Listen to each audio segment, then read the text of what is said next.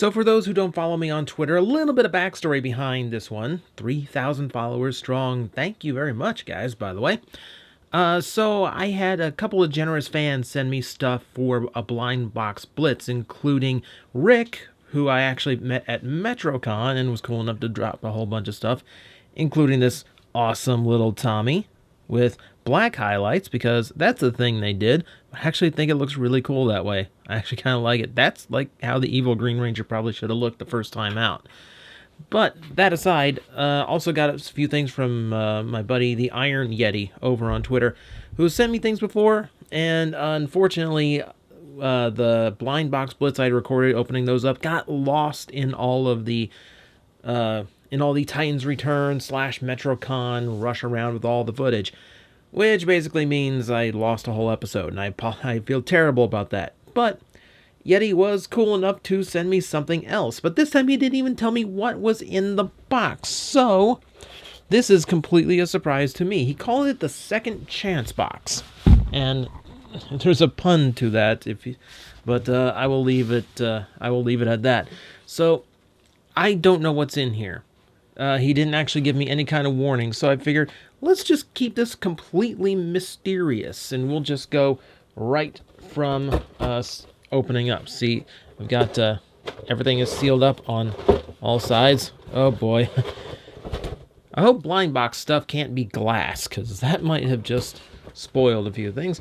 I'm pretty sure everything should be okay in there. So I'm opening this thing up for the first time.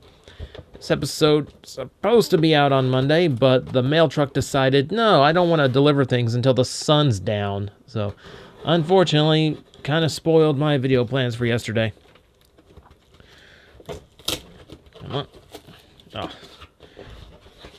Should be like a little zip line, something. No. Nothing on something this big. Okay, box didn't open. Brute force. It's my family's way. All right, let's see what actually came in here. Whew! Well, now. Okay, so, oh, jeez. That's actually a lot of stuff. Okay, wow. That's a lot of stuff in there. I had no idea it would be that much. We might save some of this for a later time. Tell you what, since it's all kind of sorted out, and since I kind of know what to expect from these, I'm gonna save all the Deadpooling for another time. That's okay with everybody, and we'll focus on the rest of this stuff, because this is quite the little batch. Okay, so let's start with something that we've already seen on here: the Science Fiction Series 2. Now, we've already seen a few of these. This is the awesome one that has stuff from Voltron, Godzilla, and then a few things that I don't really follow. Never was big on Futurama or Battlestar Galactica, etc., etc. So, we've already done this. So, we'll go ahead and carve this one open, see what the new one is. I have scissors on standby because I know these all have black bags. Alright, so I cut out the little trash bag. Snip, snip. Well, I'm glad I got this one out of the way. We already have a... So, go back, watch the last blind box blitz that I did with those. I got a Lilu in that one as well, so... Well, this is already starting to feel very familiar. Okay, but that means we can move right along to something completely new. Batman v Superman, Dawn of the Minifig. Alright, so it is, once again, is this another Funko? That is another Funko, because all of these are Funko these days, at least most of them. Alright, what do we have? I didn't actually see the movie, because, my $10 for the ticket was far more valuable to me. I can see Clark Kent's and Bruce Wayne's, and we have, we have the Trinity there. We also have a really angry Superman, a Batman who's clearly giving his identity away, as well as a Wonder Woman who seems to be without her accessories. Interesting. And a gold Batman, because reasons.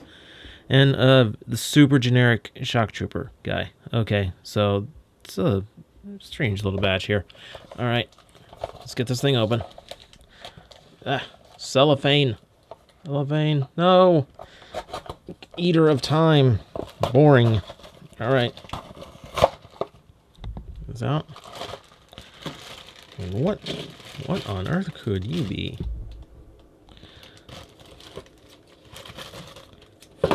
Please be Batman. Please be Batman. Oh, hey! We got ourselves a Wonder Woman! You know, maybe it's just this, but I did not figure these to be as colorful as they would, but that's because pretty much everything I saw from the movies showed, like, all the preview stuff from the movies was, like, super dark costume, everything. But then again, Zack Snyder. So, yeah, Wonder Woman, who's decently sculpted here. She's got a lot of detail going on in her armor. Her hair is nice and wavy and lots of detailing to it, so it's all strands and flowing and oh so lovely. Let's see. Tiara? Bright lipstick, because girl, apparently. Eyelashes, because girl. And a lot of paint on her costume. Golds and blues and reds and silvers and browns. And man, they had to go all out for this one, didn't they? I like the little bit of gold there on the tip of the sword handle, too. Little touches like that make me happy. And yeah, we also have the same designs on the shield. It's all very Greek. It's all very nice. It's kind of got strappage around. I assume it's for a sheath of something that I cannot see. I'm going to assume. So yeah, not too bad. I do think, I do see where this paint is a little bit sloppy in some spots, but nothing terrible. That's actually not a bad job.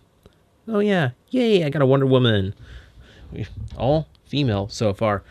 So, with the two girls down, let's go for the one that might actually be a girl, and we'll go for, boom, Mega Man. Yep, my favorite video game franchise. Alright, so we got super deformed backpack hangers. So, little clip-on things for all of your travel needs or something.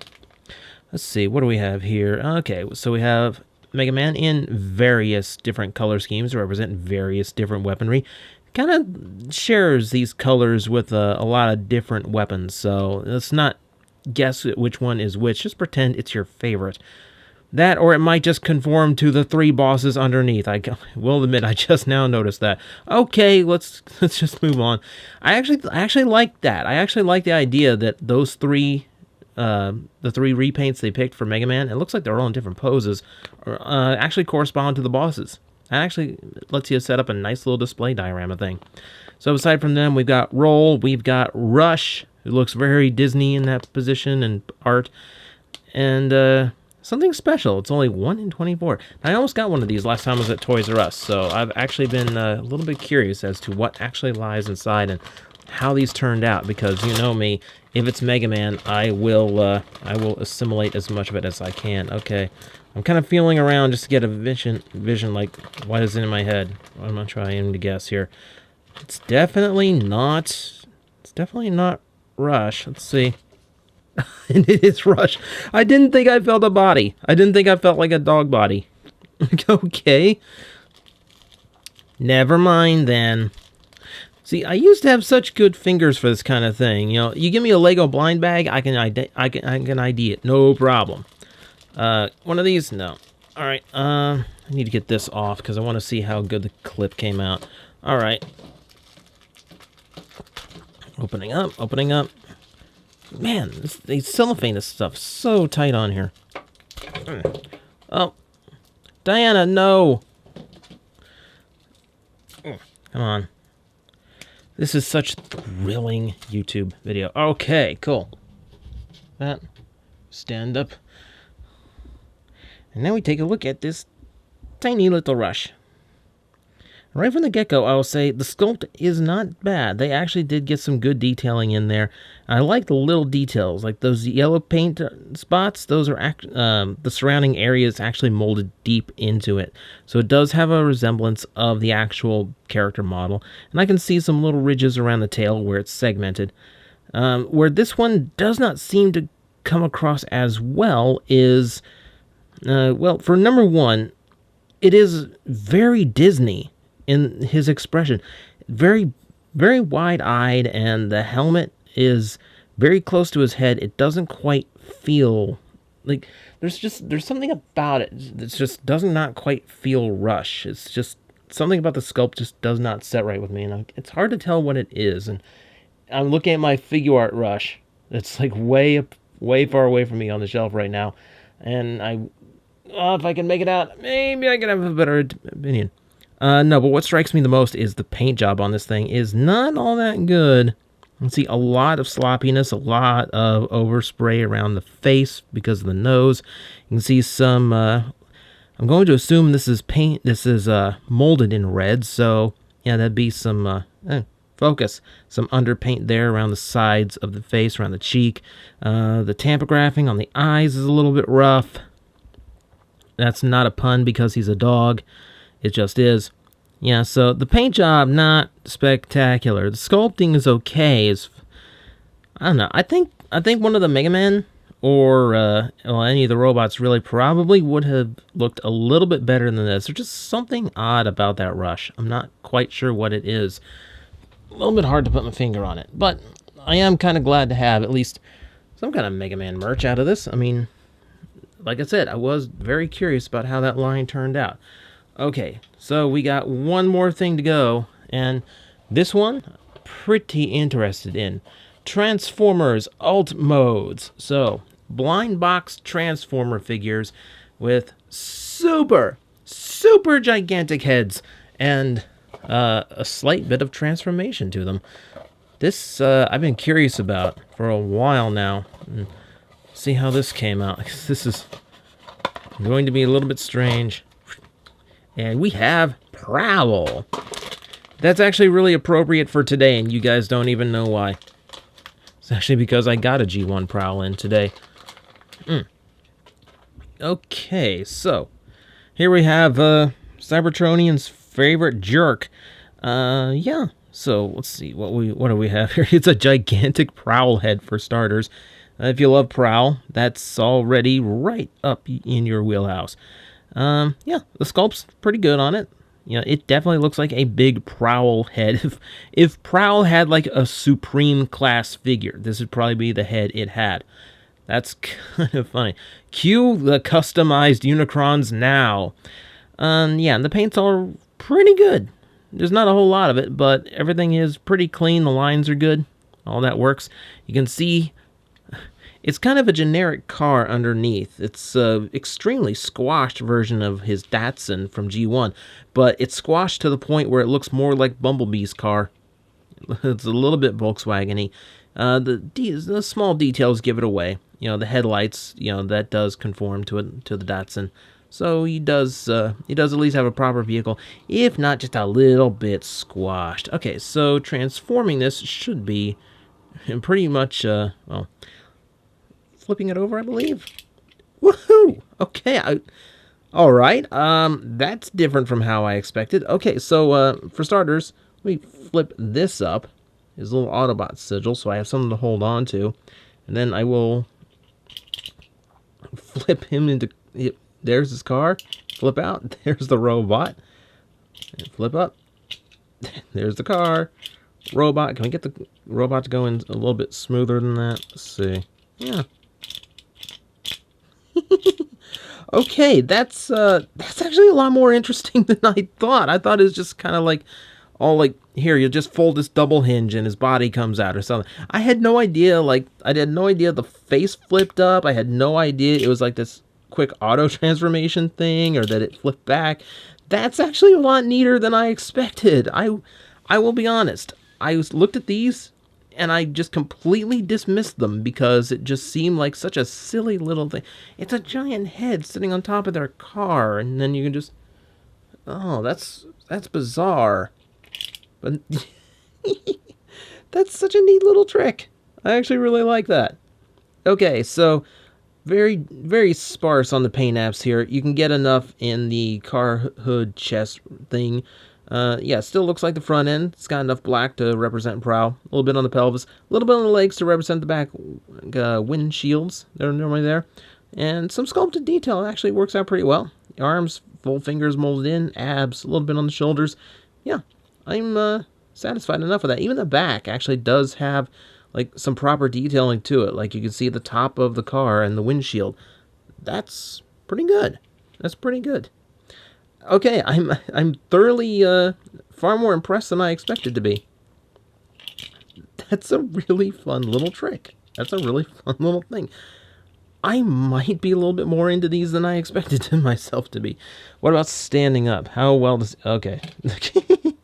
Okay, standing up might be an issue.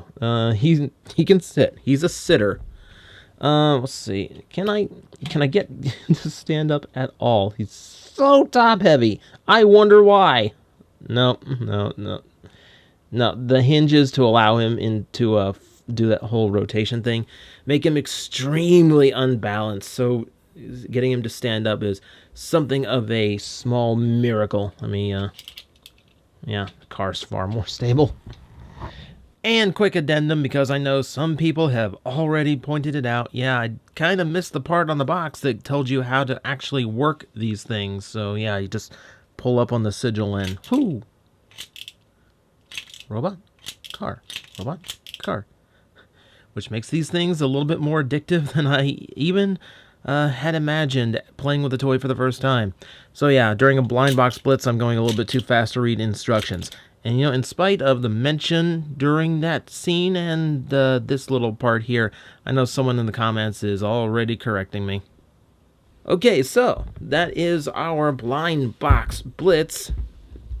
And we have quite an eclectic little bunch here.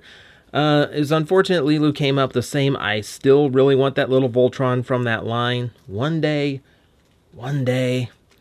The Wonder Woman, a little bit paint sloppy, but otherwise, the sculpting is excellent, and they did make sure all the details were in there, so very good.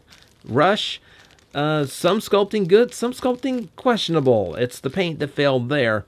And yes, I like the alt mode far more than I ever expected to. That's actually a fun little trick for, you know, the inexpense of that.